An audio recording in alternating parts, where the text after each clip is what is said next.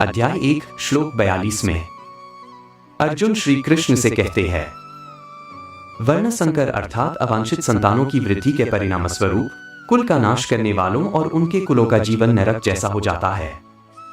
साथ ही पिंडदान और श्राद्ध जल से वंचित होने के कारण उन पतित कुलों के पितर पूर्वज भी पतित हो जाते हैं। श्लोक संकरो नरकाय कुलघ्नाना कुलस्य च पतंती पितरो येषां लुप्त पिंडोत्क्रिया।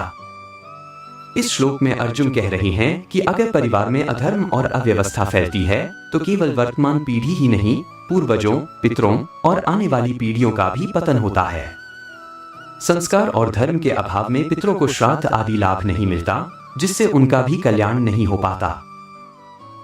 यह श्लोक आज की पीढ़ी को बताता है कि केवल भौतिक उन्नति नहीं, बल्कि संस्कार, श्रद्धा और परिवार की परंपराओं का पालन भी जरूरी है। इसी से परिवार, समाज और पूर्वज भी संतुष्ट और मजबूत रहते हैं। परिवार और संस्कृति की परंपराओं का सम्मान करें।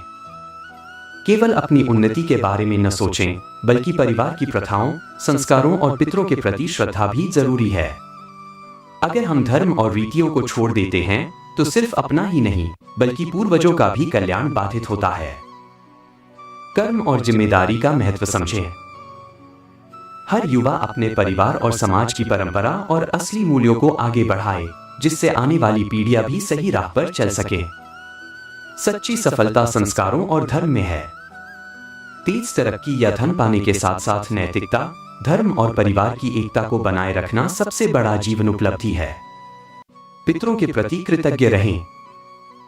अगर हम अपने संस्कार और धर्म छोड़ देंगे तो पितरों को श्राद्ध तर्पण का लाभ नहीं मिलेगा। इसलिए परिवार और जीवन को संतुलित, संस्कारी और सामूहिक बनाना ही सच है।